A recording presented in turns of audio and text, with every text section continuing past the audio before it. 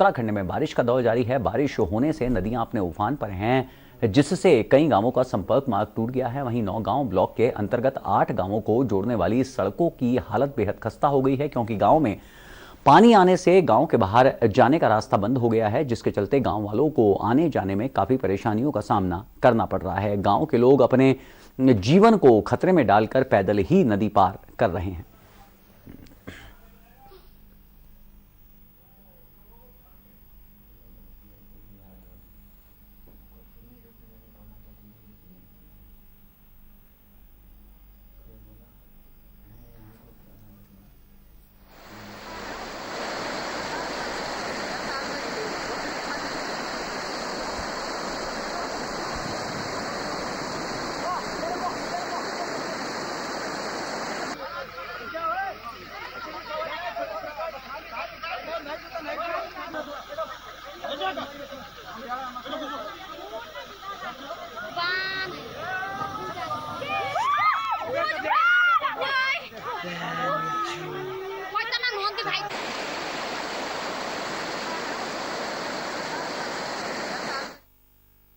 इस बारे में ये पूर्ववर्ती जो उत्तर प्रदेश में मायावती गवर्नमेंट थी, उस समय हल्के वाहन मार्ग, अम्बेडकर मार्ग बने और कई बार से हम प्रयास कर रहे हैं उत्तराखंड सरकार से। इससे पहले हमारे विधायक रहे, चाहे सरकार किसी की भी रही, लेकिन इसकी ओर किसी का भी ध्यान नहीं है। चौड़ीकरण के लिए बड़े प्रयास करने के बाद हमने इसका प्राक्कलन शासन तक पहुंचाया था, जो इस समय वर्तमान में PWD सचिव है, लेकिन पता नहीं किस कारण से इसका धन आवंटन और स्वीकृति नहीं हुई।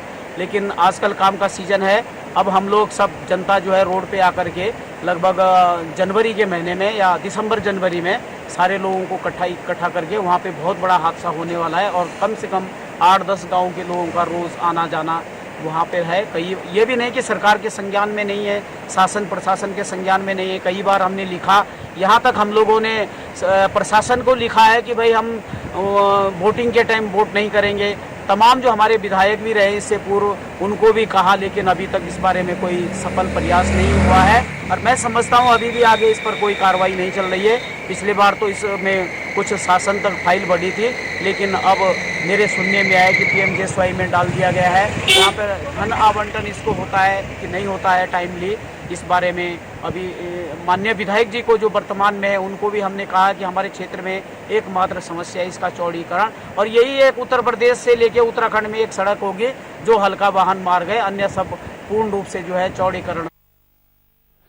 और हमारे साथ जुड़ रहे हैं संवाददाता सुनील थपलियाल। सुनील, जिस तरह की तस्वीरें आपने भेजी हैं, उन तस्वीरों को देखकर वाकई लगता है कि हालात कितने भयावह हैं। लोग वाकई किस कदर जान जोखिम में डालकर इस नदी को पार कर रहे हैं और जरा सी भी चूक न जाने कितनों लोगों की, कितने मासूमों की जिंदगी को लील सकती है। तमाम वाहन यहां से डगमगाते हुए लगभग हुए नजर आ रहे हैं। निश्चित तौर पर बहरहाल प्रशासन की ओर से कुछ वैकल्पिक व्यवस्था यहां की गई है इन ग्रामीणों के लिए।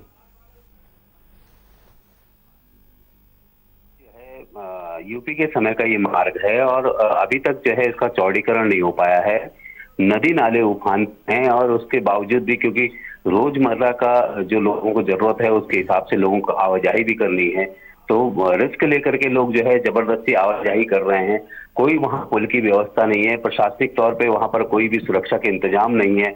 गांव के जो लोग हैं वो बड़े परेशान हैं और बड़े दहशत में रहते हैं, क्योंकि जब नदी उफान पर आ जाती है, नाले उफान पर आ जाते हैं, तो उनको जो है गौशाला जाना होता है या जरूरी सामान के लिए जो है मार्केट आना होता है, या किसी की अगर तबीयत खराब हो जाए तो उसको अगर हॉस्पिटल आना होता है तो उनके सामने ये बड़ी दिक्कत होती है। अभी 2 दिन पहले एक महिला की मौत, उनको जो है गांव लेकर आ रहे थे देहरादून से डेड बॉडी, लेकिन वो गांव नहीं जा पाए, तो फिर बर्नी घाट में ही उस डेड बॉडी को रखा गया पूरी रात भर। तो कहीं ना कहीं ये दिक्कतों का दौर है और अभी भी जो है जिस तरह से जो है ये गढ़ खाटल जो अम्बेडकर मार्ग है, ये इतना खस्ता हाल है, डेंजर बना हुआ है कि कभी भी बड़ा हादसा हो सकता है। लगातार क्षेत्र के लोग जो हैं विधायकों से और मंत्रियों से मुलाकात भी कर रहे हैं। कांग्रेस और भाजपा की सरकार होने के बावजूद भी जो है अभी तक ये जो है मार्ग चौड़ा नहीं हो पाया है। लोग जो है लगातार डिमांड कर रहे हैं। एक बार विरोध भी इन लोगों ने किया था कि हम लोग वोटिंग नहीं करेंगे विधानसभा के टाइम, लेकिन उनको मना लिया गया था प्रशासन की तरफ से कि जल्दी इस मार्ग को सही कर लिया जाएगा। लेकिन आज तक जो है विधानसभा चुनाव को काफी टाइम बीत गए हैं, सरकार बने हुए काफी समय हो गया है, लेकिन अभी तक ये मार्ग नहीं बन पाया है। दूसरी तरफ मैं आपको बताना चाहूंगा कि आराकोट क्षेत्र में जहां सेब अधिक मात्रा में होता है, 10 दिन से अधिक जो है मार्ग को बंद हुए हो गए हैं, लेकिन अभी तक वो मार्ग नहीं खुल पाया है। तो दिक्कतें हो रही है लगातार, जो है बारिश की वजह से नदी नाले उफान पर हैं और लोग परेशान हैं। जी जी, इस जानकारी के लिए आपका बहुत बहुत शुक्रिया सुनील।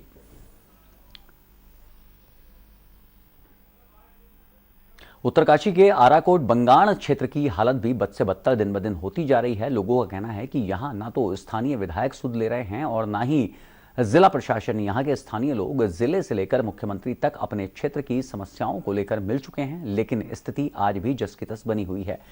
आराकोट चिवा मोटर मार्ग में जगह जगह भूस्खलन हो रहा है, जिस कारण क्षेत्र के लोग और स्कूल के बच्चे जान जोखिम में डालकर पैदल ही यात्रा करने को मजबूर हैं। आप तस्वीरों में देख सकते हैं कि किस तरह से आराकोट चिवा मोटर मार्ग हर जगह से सेब उत्पादन के लिए मशहूर है, लेकिन आजकल सेब की पेटियां भी मंडी जाने के लिए तैयार हैं, लेकिन मार्ग में जगह जगह भूस्खलन होने के चलते उत्पादकों के सामने बड़ी समस्या खड़ी हो गई है। सड़क पर बड़े बड़े बोल्डर आ गिरे हैं। इस क्षेत्र में सड़क की हालत काफी खराब है। 2019 के 18 अगस्त को आराकोट में विनाशकारी आपदा आई थी, जिसमें पूरे क्षेत्र को हिलाकर रख दिया था। आज भी यहां के लोग दहशत में जी रहे हैं। 3-4 दिन से ऐसे ही रास्ते में हम सब क्षेत्रवासी सफर करने को मजबूर है। इस क्षेत्र में पूर्व में भी 18 अगस्त 2019 को भीषण आपदा आई थी और वर्तमान में इस समय पुनः वही स्थिति बनी है। नदी उफान पर है, सारी मोटर रोडें पूरी तरह ध्वस्त है, विद्युत व्यवस्था चौपट है, फोन सुविधाएं ध्वस्त है, पूरी स्थिति खत्म है और इस क्षेत्र की कोई सुध लेने वाला नहीं है। जबकि पूर्व में भी हम कई बार मुख्यमंत्री उत्तराखंड सरकार से मिले, अपने क्षेत्र की पीड़ा रखी कि मान्यवर इस क्षेत्र आपदा का क्षेत्र है, इसमें आप जल्द घाव भरने का कार्य करें। किंतु हमारे कई बार आग्रह करने के बाद भी शासन प्रशासन ने, मुख्यमंत्री महोदय ने पूरी तरह हमारे क्षेत्र को नजरअंदाज किया। मैं लास्ट गांव मोंडा में रहता हूँ। करीबन 10 जगह रोड बंद पड़ी है और जो विभाग है बहुत लापरवाही कर रहे हैं। आजकल सेब पता ही है सबको, सेब छठ है आजकल। अभी करीबन मेरी अभी पिकअप लोड हो रही है, वहाँ पे चिवा में फंसी पड़ी है। चिवा में रोड बंद है, जागता बंद है, यहाँ बंद है, ऊपर ढगुली मातोरी वाली रोड बंद है और वहाँ मोरडी में रोड बंद है। विभाग और भी तक कुछ कर नहीं रहा। करीबन ये लगाओ 9 बज गए, 7 बजे तो हमें 2 घंटे से अभी तक मशीन नहीं पहुँच रही यहाँ पे, और जिससे हमारा बहुत ज़्यादा नुकसान होता है। आजकल सेब का मामला है, सेब थोड़ा रुक गए तो रात दिन मंडी डाउन होगी नीचे। अगर 2 दिन 3 दिन थोड़े ऐसी पेंडिंग रहेगी। बनाई जाए कि कॉन्ट्रैक्टर के जो है ये आपदा के लिए इसको निर्देशित किया जाए कि भाई आपदा के समय बिल्कुल कहीं भी रोड जो है बाधित ना हो, क्योंकि हमारा सेब की लाइफ ही 24 घंटे की होती है। अगर 24 घंटे के अंदर सेब जो है समय से नहीं पहुंच पाया तो वो फिर गोबर हो जाता है। फिर आप जानते हैं कि काश्तकार तो भूखे मर जाएगा इस बार। तो पूरी साल भर मेहनत करता है, उसका पूरा परिवार लग जाता है मेहनत में, और अंत में अगर उसको उसका रिजल्ट 0 होगा तो फिर क्या।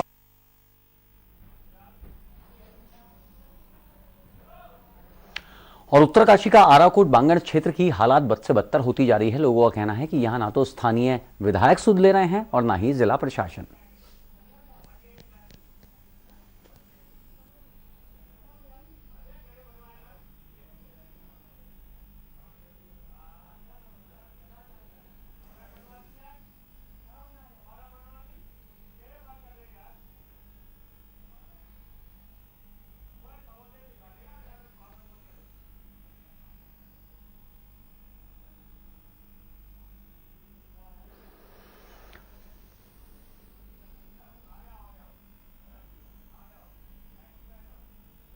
नैनीताल भवाली मार्ग को खोल दिया गया है। फिलहाल मार्ग को हल्के वाहनों के लिए खोला गया है। आपको बता दें कि अभी भारी वाहनों की आवाजाही मार्ग पर पूरी तरह से बंद रहेगी।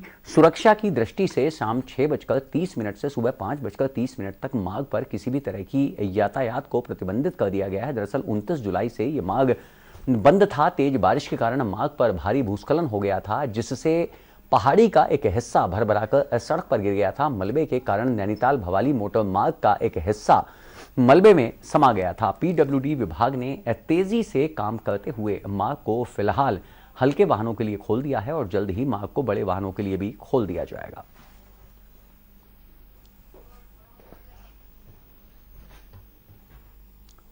यहां वक्त हो चला एक छोटे से ब्रेक का। ब्रेक के उस पार भी खबरों का सिलसिला जारी रहेगा। आप चलते रहिए सहारा समय के साथ।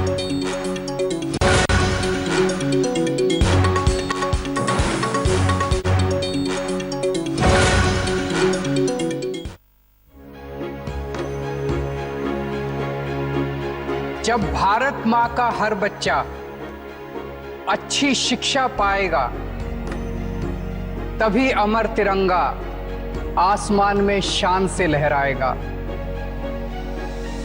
जब भारत के हर बंदे को अच्छा इलाज मिल पाएगा, तभी अमर तिरंगा आसमान में शान से लहराएगा।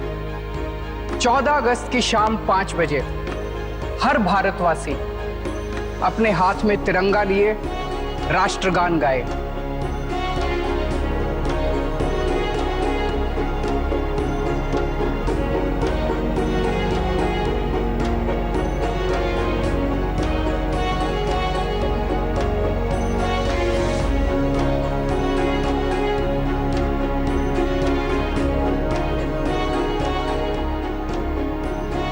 मैं भी आपके साथ रहूंगा अपने हाथ में तिरंगा लिए। हम सब मिलकर संकल्प लेंगे कि अब हम रुकेंगे नहीं, अब भारत रुकेगा नहीं, अब भारत दुनिया का सबसे शक्तिशाली और सर्वश्रेष्ठ राष्ट्र बनकर रहेगा। भारत माता की, भारत माता की, वंदे वंदे, जय हिंद।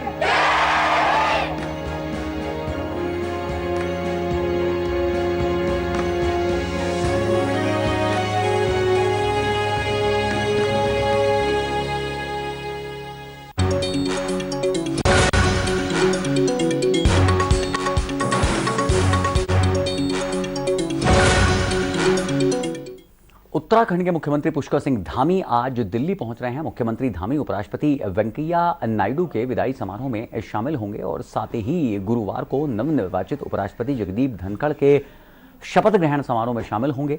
माना जा रहा है कि मुख्यमंत्री धामी के साथ उत्तराखंड बीजेपी के अध्यक्ष महेंद्र भट्ट भी दिल्ली पहुंच रहे हैं। खबर यह भी है कि दोनों नेता हाईकमान से मुलाकात कर सकते हैं। उत्तराखंड में मंत्रिमंडल में 3 पदों को भरे जाने पर भी विचार विमर्श हो सकता है और साथ ही बीजेपी कार्यकर्ताओं को दायित्व भी बांटे जाने हैं।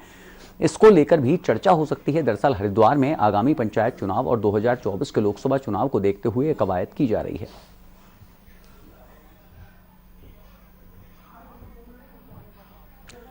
और ताज़ा अपडेट के लिए हमारे साथ जुड़ रही हैं सहारा समय की एसोसिएट एडिटर ज्योत्सना। जाहिर तौर पर हरिद्वार पंचायत चुनाव को बीजेपी बहुत गंभीर तरीके से ले रही है। बिल्कुल, देखिए, हरिद्वार पंचायत चुनाव बीजेपी के लिए इसलिए भी साख का सवाल है कि बीजेपी कभी भी वहां पर विजय हासिल नहीं कर पाई है। अब बदली परिस्थितियों में बीजेपी कोशिश जरूर कर रही है, लेकिन धरातल पर उसको कितना फायदा मिलेगा ये तो चुनाव के बाद ही पता चलेगा। हालांकि अभी परिसीमन से लेकर के रिजर्वेशन ये सब प्रक्रियाएं चल रही हैं और जल्द ही चुनाव भी हो सकते हैं। लेकिन चुनाव को लेकर 2 तरीके की गफलत है। हरिद्वार का जो रिजर्वेशन है वो बिल्कुल अलग होता है बाकी प्रदेश के अलावा। ऐसे में ये माना जा रहा है और जो एक्सपर्ट राय दे रहे हैं कि हरिद्वार के चुनाव भी बाकी स्टेट के साथ, बाकी 12 जिलों के साथ करवाए जाएं। लेकिन अब सरकार को फैसला लेना है कि सरकार आने वाले समय में क्या करेगी। रही बात दूसरी, अगर हम मुख्यमंत्री के दिल्ली दौरे की बात करें अनुज, तो काफी अहम है, जहां उनका 2 जगह उनका कार्यक्रम है। यानी कि वर्तमान जो उपराष्ट्रपति हैं उनका जो फेयरवेल विदाई समारोह है उस डिनर में शामिल होंगे। उसके अलावा कल वो नए जो उपराष्ट्रपति बनेंगे उनके शपथ ग्रहण समारोह में शामिल होंगे। लेकिन इस बीच उनकी कई अहम बैठकें होनी है और न सिर्फ उनकी होनी है बल्कि बीजेपी संगठन के प्रदेश अध्यक्ष महेंद्र भट्ट और प्रदेश संगठन महामंत्री अजय कुमार भी दिल्ली पहुंच रहे हैं। यानी कि संगठन की भी बात होगी और सरकार की भी बात होगी। अगर मैं शुरुआत संगठन से करूं तो संगठन में महिला मोर्चे की प्रदेश अध्यक्ष का पद खाली है, कई उपाध्यक्ष मंत्री और विधायक बन गए हैं, उनकी सीट खाली है। खुद मुख्यमंत्री जो पहले संगठन में थे अब वो सरकार के मुखिया बन गए हैं, उनकी जगह अभी भी खाली है। तो ये सब विषय हैं जिस पर संगठन अपनी बात कहेगा। वहीं सरकार में संगठन के कुछ लोगों को दायित्व मिल रहे हैं, तो संगठन अपनी तरफ से एक लिस्ट सरकार को सौंपेगा। बाकी सरकार तो अपनी तरफ से जो भी मुख्यमंत्री को उचित लगेगा वो निर्णय लेंगे। लेकिन कुछ जो रिकमेंडेशन है वो सरकार संगठन की तरफ से आती हैं, क्योंकि ये माना जाता है कि संगठन के कार्यकर्ताओं को ही सरकार में दायित्व देकर के एडजस्ट किया जाता है। तीसरा विषय है जो रिक्त पड़े 3 सीट है मंत्रिमंडल के, उन्हें लेकर भी बातचीत हो सकती है। उसमें संगठन बहुत ज्यादा इंटरविंग नहीं करेगा, लेकिन मुख्यमंत्री अपनी क्या बात संगठन के सामने रखते हैं, यानी कि राष्ट्रीय महामंत्री संगठन के सामने रखते हैं, और उसी के बाद तय होगा कि आने वाले दिनों में कब किसकी लॉटरी खुल रही है। पहले संगठन में एडजस्टमेंट होते हैं, या पहले दायित्व मिलते हैं, या फिर पहले मंत्रिमंडल में 3 जगहों को भरा जाता है। अनुज जी, ज्योत्सना, तमाम बातचीत और जानकारी के लिए आपका शुक्रिया। जोशीमठ के बाड़ा गांव में 3 दिन का सीता महायज्ञ चल रहा है। स्थानीय बोली में इसे सीतूण महायज्ञ कहा जाता है। 42 साल बाद इसका आयोजन किया गया है, जिसमें मुख्यमंत्री धामी भी शामिल हुए हैं। महायज्ञ में शामिल होने के बाद मुख्यमंत्री धामी मलारी पहुंचे, जहां पर उन्होंने सेना के जवानों और स्थानीय लोगों के साथ हर घर तिरंगा अभियान में शिरकत की है। इस मौके पर मुख्यमंत्री धामी ने सभी से अपने अपने घरों में तिरंगा लहराने की अपील की। मैं बहुत शुभकामनाएं देता हूं कि मां सीता का आशीर्वाद आप सबको मिला है। इस साल बाद जो राम राज्य का हम सपना देखते थे, वो सपना निश्चित रूप से आज मोदी जी के कालखंड में आकार ले रहा है, आगे बढ़ रहा है। धीरे धीरे वो सब काम हो रहे हैं जिन कामों के बारे में हम सोचते नहीं थे। उत्तराखंड भी हमारा हिंदुस्तान के श्रेष्ठ राज्यों में शामिल हो, उसमें हमारा चौमोली जनपद का सीमांत गाँव भी है। ऐसे गाँवों को आगे लाना है। अभी भारत की सरकार ने हम लोगों के अनुरोध पर 1200 नए मोबाइल के टावर स्वीकृत किए हैं, जो हर गांव में लगेंगे। आगे विभिन्न गांवों में लगेंगे। भारत नेट योजना जल्दी ही हम ला रहे हैं। यहाँ पर 4 धाम यात्रा के लिए 4 धाम जो ऑल वेदर रोड है, उसका काम और तेजी से जो रुका हुआ है तेजी से होगा। इसके साथ साथ भारतमाला जो सड़कों के क्षेत्र में बड़ी परियोजना है, उस परियोजना में पूरे इस मंडल से उस मंडल को जोड़ने की योजना है, वह भी तेजी से काम कर रही है। रेल परियोजना पर काम हो रहा है। उड़ान हवाई सेवाओं पर हम लोगों ने यहाँ पर उत्तराखंड पहला राज्य है जो शुरू किया है। बीजेपी के हर घर तिरंगा अभियान पर कांग्रेस ने सवाल खड़ा किया है। कांग्रेस नेता मथुरादत्त जोशी का कहना है कि जिन लोगों ने तिरंगे के झंडे को कभी स्वीकार नहीं किया, वो लोग आज हर घर तिरंगा फहराने की बात कह रहे हैं। 20 लाख लोगों के घरों में तिरंगा फहराने की बात धामी सरकार कर रही है। प्रदेश के बाकी 3 लाख घरों को क्यों छोड़ा गया है? ये तो इवेंट मैनेजर है, वो कब क्या कहे, कब क्या करेगी, उसका कुछ नहीं कहा जा सकता। ठीक है, 20 लाख घरों में तो वो तिरंगा लहरा रही है, लेकिन जो 3 लाख और बचते हैं, 23 लाख राशन कार्ड होल्डर है इस प्रदेश में, 23 लाख। क्यों, बाकी का क्या होगा? उनके लिए क्या जवाब है भारतीय जनता पार्टी का? एक जो बात निकली, मुंह से निकली, कह दिया उन्होंने, बाकी क्या इस देश में नहीं रहते, इस प्रदेश में नहीं रहते हैं क्या? लेकिन भाजपा को कोई तिरंगे से लगाव नहीं है। अगर भाजपा को तिरंगे से लगाव होता तो मैंने अभी कहा कि अभी उनकी पिछली पूर्णिमा को, कल पूर्णिमा हो रही है, गुरु पूर्णिमा के दिन ध्वज वंदना उन्होंने की। क्या वो जिंदगी और भगवे की ध्वज वंदना करेंगे? कभी हमारे राष्ट्रीय ध्वज की भी वंदना करेंगे कि नहीं करेंगे? भाजपा को इस बात का जवाब देना चाहिए। आजादी के अमृत महोत्सव के श्रृंखला में हर घर तिरंगा अभियान के तहत नैनीताल जिले में 2.5 लाख से अधिक घरों में तिरंगा यात्रा निकाली जाएगी। जिला प्रशासन की तरफ से अभियान को सफल बनाने के लिए सभी तैयारियां पूरी कर ली गई हैं और हर घर तिरंगा अभियान के तहत भीमताल में तिरंगा रैली निकाली गई है, जिसमें स्कूली बच्चों के साथ साथ समाज के हर वर्ग के लोगों ने शिरकत की। इस मौके पर स्कूली बच्चों ने झांकियां भी निकाली, जिसमें देशभक्ति के गीत गाकर अमृत महोत्सव को सफल बनाने का संदेश दिया गया।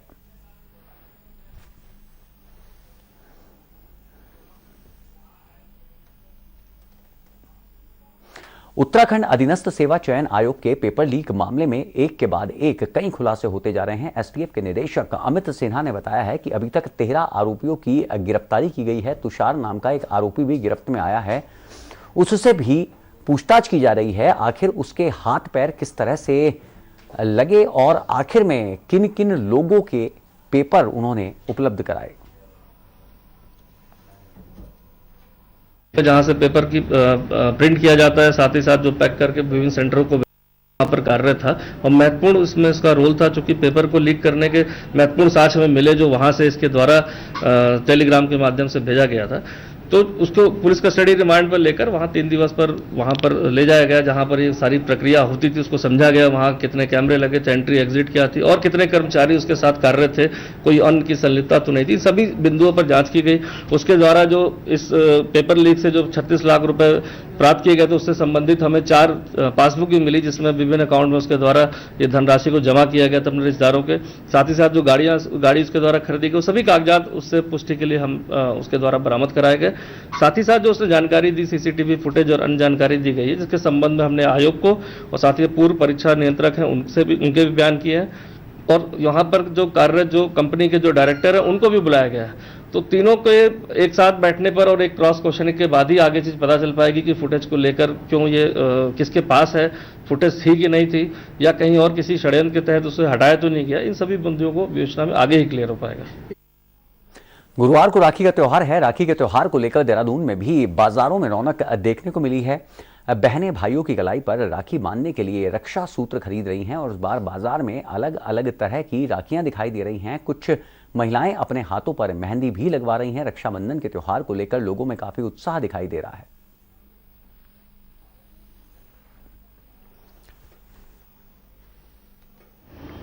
मार्केट में तो आ चुकी हूँ, देखते हैं यहाँ पे क्या कुछ नया है। अभी तो नई नई राखियाँ आई है, बहुत तरह तरह की, बेन 10 हो गया, पबजी हो गया, बहुत सही सही राखी आई है और सही रेट में इस बार